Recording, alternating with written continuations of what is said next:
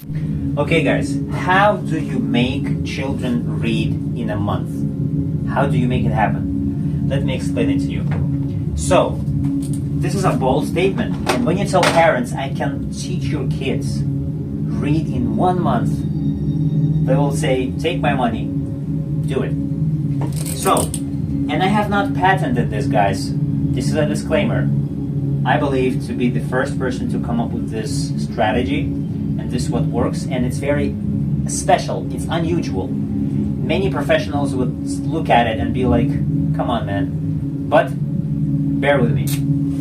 So, what you do is basically, you don't never go through the alphabet as A, B, C, D.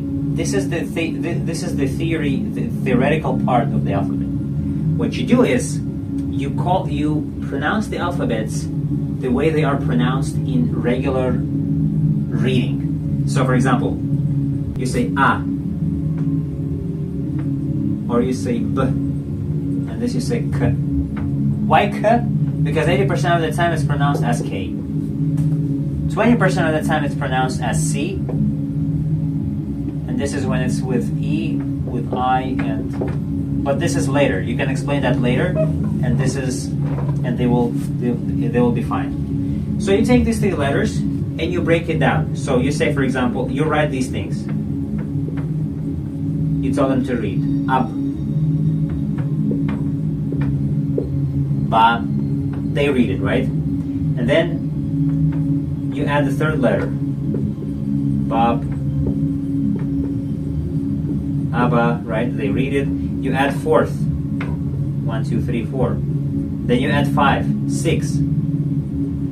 Then you do the same with the C. So you say, for example, ak, ka, kak, right?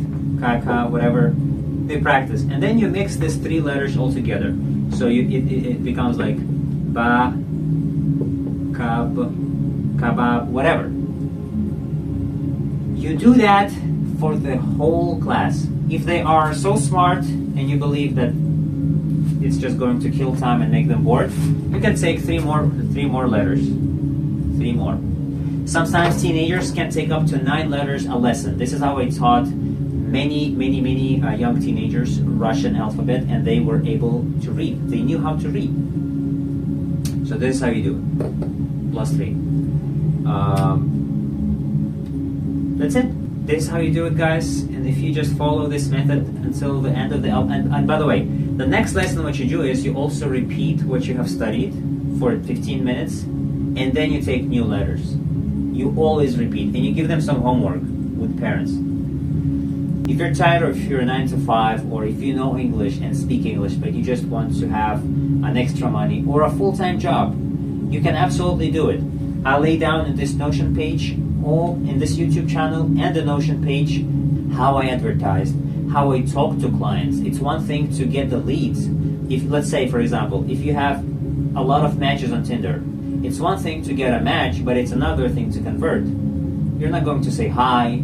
You need to know how to talk. You need to know your client's pain points. You need to be the product, right? You know how to convert them to become a student. If they don't respond, what you do next? How do you text them? How do you not seem needy?